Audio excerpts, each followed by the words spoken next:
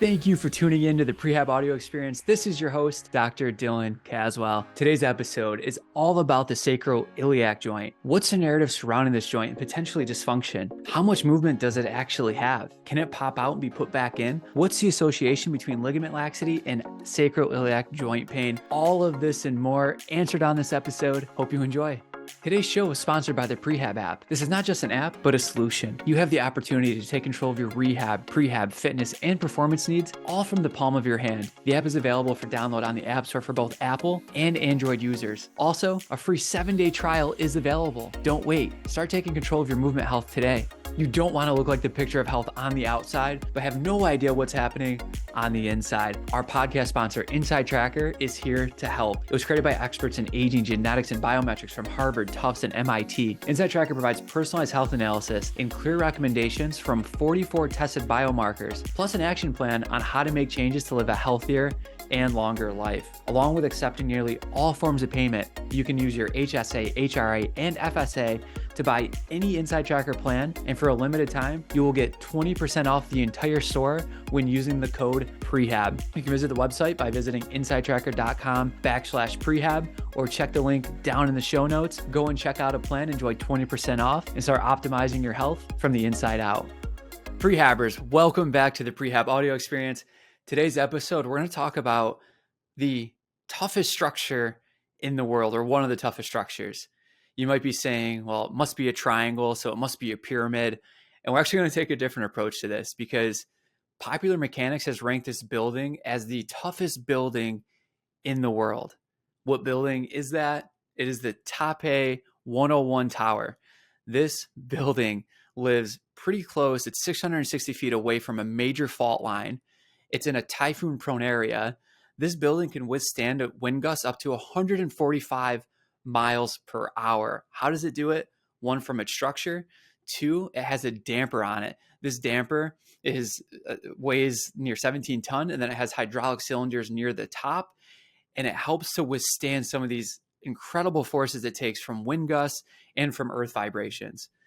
So why are we talking about this building? Aside from the fact that it's just engineering genius, the other part is because by the end of this podcast, the end of this episode today, I want you to strongly believe that your sacroiliac joints are incredibly stable and can withstand extremely high forces similar to that Taipei 101 tower. Why are we talking about this? Well, one, from some past experiences, but two, because of the current narrative that surrounds the sacroiliac joint. The sacroiliac joint, well, let's start with, well, what is that? If you go down to the base of your spine, right below your lumbar spine, there sits this solid sacrum. It has fused vertebrae. It's very strong, triangular in shape. The tailbone's at the bottom of it. There's an ilium on each side that come over and connect to the sacrum, and that creates the sacroiliac joints. So you'll hear this used interchangeably, a sacroiliac joint, sacroiliac joints. Know that it's the same structure. It's just referring to that there is joints on both sides of this. There's a right side and a left side, the sacroiliac joints, or the sacroiliac joint, but it's still referring to those to both of those sides. But what is the narrative surrounding this joint? The current narrative is that your sacroiliac joint is out of place and insert this specific technique, and it will be put back into place. Providers will spend hours and a lot of money going down an osteokinetic approach, learning about inanimate rotations and oblique axes and muscle energy techniques that are meant to solve this issue of the sacroiliac joint being out of place. But from its position, where it is designed in the human body, the question that you should be asking is, well, first of all, does it move? Because if this is the base of my spine, and this is the area that connects both of my hips together, and it's taking a large amount of forces, does it actually move? The next question is, well, then what's up with this approach? Can we actually palpate and pick up different movements from the SI joint? Third is, well, what are these techniques doing, and how much force is actually needed for an unstable or hypermobile sacroiliac joint? And then the last question we're going to answer is, well, then what populations, if there is laxity, may actually have some more SI joint movement? So that's what we're going to cover in this episode. I'm actually going to start this off with a story from when I was working as a physical therapist assistant. So if you're new to the podcast or just want a quick refresher, I actually started my career as a physical therapist assistant. I went to junior college, became a physical therapist assistant, transferred to a 4-year school, transferred in as a junior, went 2 years, and then went on and got my doctorate at Upstate Medical University. As I was going through my 4-year degree, when I transferred out and was at Syracuse University, I was still working as a physical therapist assistant. At the time, I was learning this approach, this osteokinematic approach to sacroiliac joint dysfunction. And the narrative that I learned to at the time, and the narrative that I subscribed to, was that the SI joint does move, that it can be out of place. And by doing this specific technique, we can actually put it back into place. So I want to share my story with you with that. So I'm learning this stuff. It's very confusing, learning these axes, learning these rotations, and learning, well, how do we actually identify that this joint is out? So why don't we start there? So how do you identify that this thing is out under this theory? The person would lay prone. They would do a press up. You would have your thumbs on their PSIS, these small dimples in the small of the lower back, and you would feel what's happening, right? If your thumb dipped down and the other thumb came up, well, that would tell you that this sacrum is rotating this way and the anatomies are rotating along this axis. And if that's the case, well, we need to do this specific technique, retest it, and see what happens with our thumbs. And if all is good and the patient feels better, then it was a good technique. The sacroiliac joint is back into place. So I go down this rabbit hole of learning this method. And I remember every time that we tested it, I was always kind of iffy about it. It was always kind of unclear. It's a bit subjective. Yeah, I think my thumb dipped a little bit. No, I think it stayed up. I never walked away from that test with assurance that, like, yes, this is the right thing. Compared to, for example, like doing an anterior reach on a Y balance test. There's an objective number. You can't argue what the test result is. Here's the number. This is the result. This other test that I'm talking about does not have that, pretty subjective. So anyway, I learned this, do the test. And from the test, I remember this patient and we said, okay, this is the technique that we should be using. So the physical therapist steps in and does this technique. I remember looking back at the method and the technique that we used, and I remember going, we just used the wrong technique. If this theory that we're practicing under and subscribing to is true, then the technique that we just used should have further driven the sacroiliac joint out of place.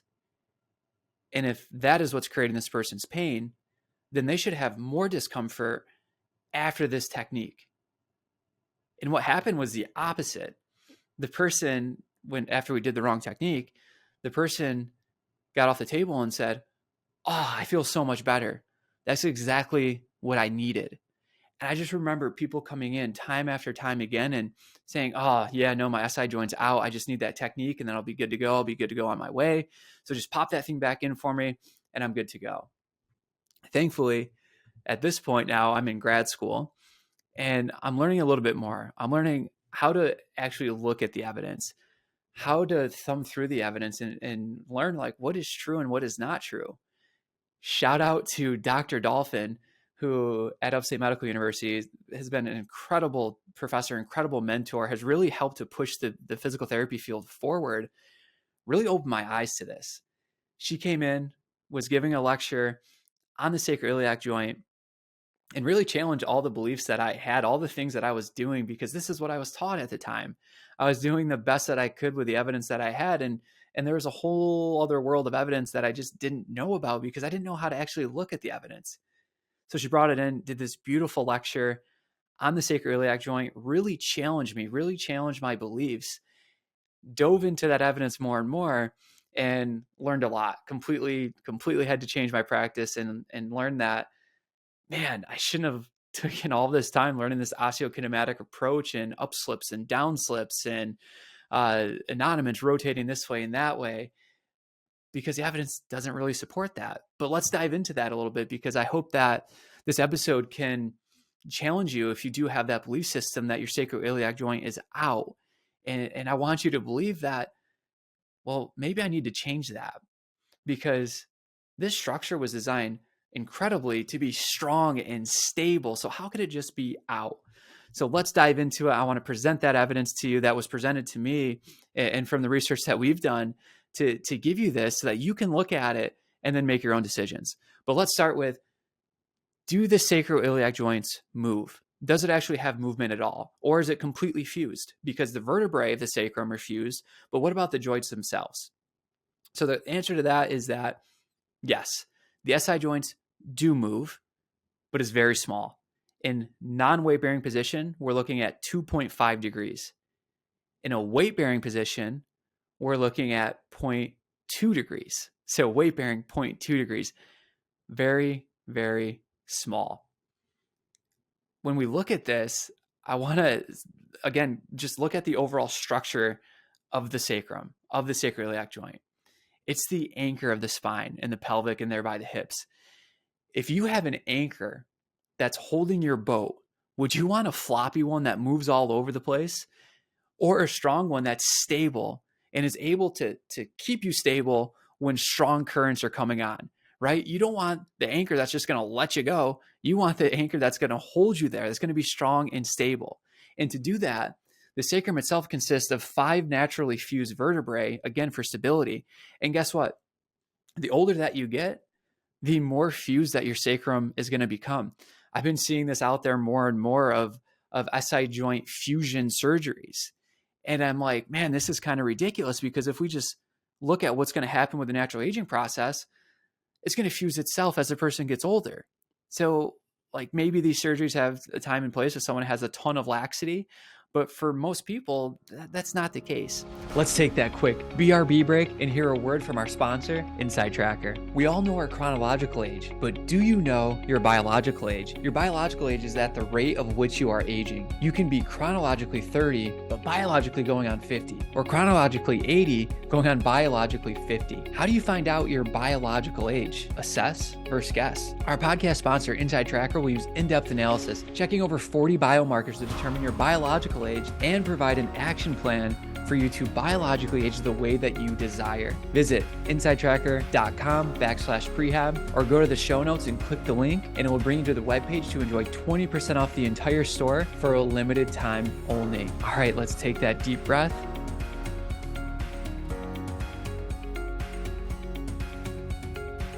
And get back to the show. Let's look at the setup of the sacrum. So we talked about those fused vertebrae that are going down through it. And then similar to the tower that we're talking about in the beginning, that Taipei 101 tower, how that is set up with this hydraulic system to take on greater forces. Well, the SI joints are the same. There's form closure and there's force closure that provides further stability and further force distribution. What is form closure? Form closure is all these ligaments that surround the joint. It's not just the joints themselves, but it's the ligaments that surround it. And there's a lot of ligaments around the sacroiliac joints that support this. There's the ones that are specific to the sacroiliac joint. There's ones that come off the sacroiliac joint over into the hip. One, for example, is the sacrotuberous ligament that comes off the sacrum, comes over to the ischial tube, and the hamstrings are actually going to come up and connect onto that. So now when the hamstrings contract, they're actually giving further stability because they're creating a tautness onto the sacrotuberous ligament that goes into the sacrum. So there's passive stability that is form closure. And then there's force closure. All these muscles that surround the sacrum, the thoracolumbar fascia, some of the thickest fascia in the body surrounds this joint. The erectors, these strong muscles of the low back, come down and attach onto the sacrum. The lats come down and attach on the sacrum. The glutes are coming over, attaching on the sacrum. The hamstrings are coming up and have that interplay with the sacrotuberous ligament. The adductor muscles are coming up. On the front side, they go into the pelvis. On the back side, coming to the ischial tube. All of these muscles, the deep external rotators, the piriformis, all of these muscles, they also provide stability. The strongest muscles in the human body are coming in, attaching to this joint because of how strong it is. So we have the natural makeup of it that gives it stability. We have the passive stability from the ligaments. And now we have the strongest muscles in the human body coming in that also give this joint stability. But the next question is, well, with these slight movements that happen, 2.5 degrees in non-weight bearing and 0.2 degrees in weight bearing, can we actually pick these movements up testing wise? as a clinician, can we pick these things up? So with this, right, when we're looking at measurements, the most of the time when we're picking these up and we're not using imaging, we're using goniometers or inclinometers. The important thing to note here is that due to user error, there's a range of 2 to 4 degrees that is inaccurate from the same person using the same measurement technique, whether it's a gonio or an inclinometer. So note that our user error is greater than the total motion that the sacroiliac joints have. It's nearly double. So no, we cannot measure sacroiliac joint motion without imaging. And that's what was done in that previous study that showed that was that they used radiostereometric measurement. That is 2 X-ray devices on each side of the person as they're doing a hip flexion test to measure the movement that was occurring. And yes, they did it in weight bearing and non-weight bearing. So with an X-ray looking internally, they're able to measure these small degrees of motion. Externally, when we're using goniometers, inclinometers, we're not able to pick that up. And if someone is saying that they are picking that up, well, it's probably just the measurement error that they're picking up. So the next question then becomes, well, what about palpation? Because that's the test I was describing earlier in the episode. The first thing to note is that with palpation, the sacroiliac joints, they're about 5 to 7 centimeters deep.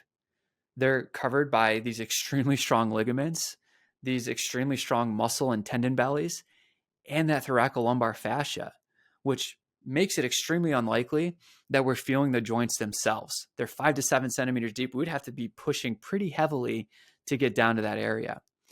Secondly, research on palpation has shown that it has a terrible reliability of 0.11 to 0.53, which is basically worse than a coin flip.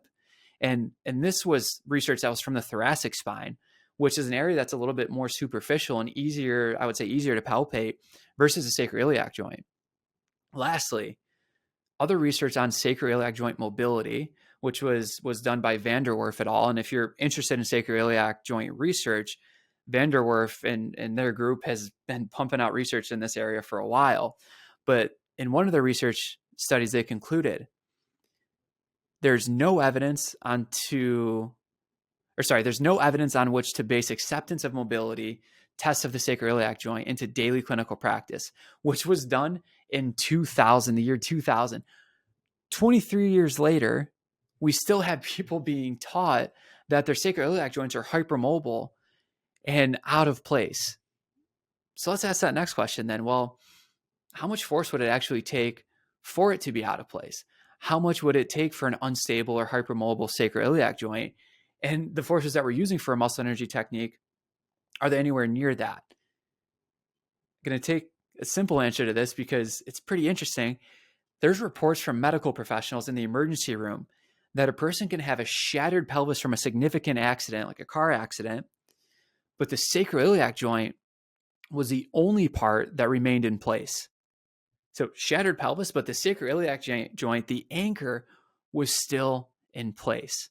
So with that being said, sacroiliac joint and pelvic joint manipulation or adjustments or muscle energy techniques, anything that's said, quote unquote, to be putting it back into place, it's not happening.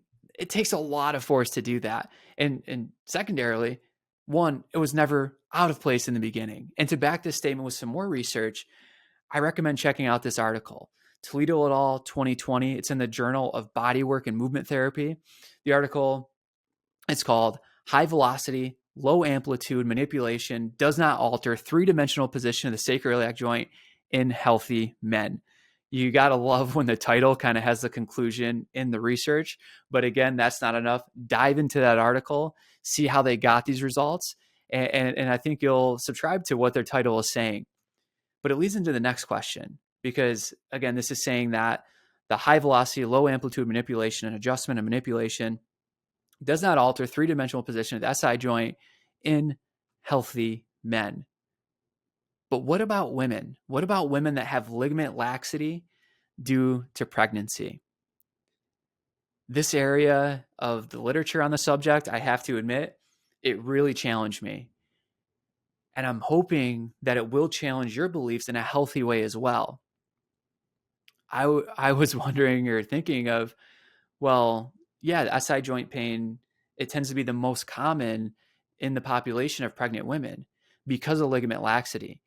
Because when a woman is pregnant, there's this natural process of high levels of the hormone relaxin that's flowing throughout the body that allows the ligaments to become less taut, which makes sense because the pelvic girdle is going to need some more motion for the growing baby, and the woman's body is getting ready for delivery. So it all kind of made sense to me of like, oh, this is the population that sacroiliac joint pain makes sense due to ligament laxity because of the hormone floating around, the biochemistry is changing, which creates lax ligaments. And it all made sense. But I got pretty challenged by this because what does the research show? It actually shows that there's no relationship between pelvic ligament laxity and pain. The article I'll point you to for this one is called Association Between the Serum Levels of Relaxin and Responses to the Active Straight Leg Raise Test in Pregnancy, Journal of Manual Therapy in 2012. This one was published. They looked at 212 women that participated. They were all pregnant. They looked at the Active Straight Leg Raise Test, and they looked at serum relaxin hormone concentration and pain symptoms. The findings of this. Serum concentration of relaxin showed a significant association to a positive score on the Active Straight Leg Raise Test. You might be asking, what's the Active Straight Leg Raise Test? This is where you're laying on your back, you're doing a posterior pelvic tilt, you're lifting your leg up and then coming back down. You're ranking how difficult is this, and then you're getting provided stability by someone pushing on the sides of your hips, the side of your iliums, or giving you a compressive force. You're lifting again and then ranking, well, how difficult was that?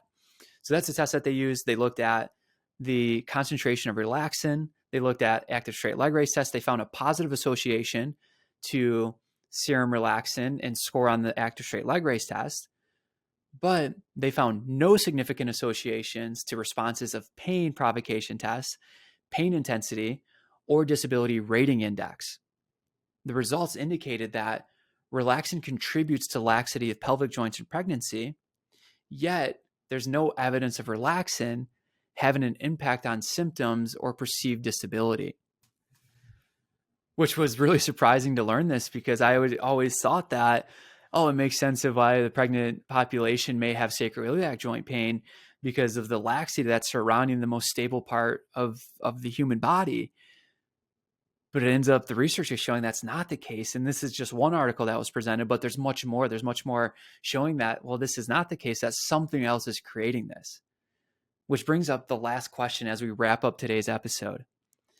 The sacroiliac joint, it can be a source of pain.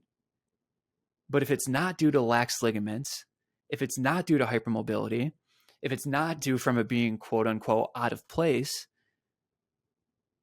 and if the SI joint is one of the, if not the strongest structure in the human body, it can still be the source of pain and it's not from the above factors, then what's creating it? And more importantly, once we answer, well, then what's creating it? How do we find solutions if we do have sacroiliac joint symptoms? That is what we're going to cover on the next episode. So stay tuned for the next episode as we'll give you answers to some of these important questions and start to answer, how can it be a source of pain? And if it is a source of pain, what are the factors that have led to it? And most importantly, well, how do we start to solve it? Hoping you enjoyed that episode and were helpfully challenged by some of these beliefs and narrative that surrounds the sacroiliac joint. But let's go over the key takeaways. Key takeaway number one, the sacroiliac joints have very minimal movement that we're not able to test reliably clinically. Key takeaway number two, the sacroiliac joint is a joint of structure, a joint of stability with fused vertebrae, form closure from the ligaments, and force closure from these really strong muscles that surround it. Key takeaway number three, manipulations, adjustments, muscle energy techniques. Yes, they may alleviate symptoms in the short term, but not for the reasons that you may have been told, such as it's out of place and this technique is going to reposition it. Pain can be experienced in this area, but there's much more to the story that we're going to cover on the next episode. Prehabbers, thank you for watching or listening. Hoping this episode gave you some new insights on the sacroiliac joint and that you're eager to learn more. Please share this episode with your friends and help them to also get the right information at the right time to take control of their health. Thank you for sharing, commenting, subscribing, rating, and reviewing, as Doing that really helps this episode. It helps this podcast get out to more and more people around the world. All right, we'll talk to you soon.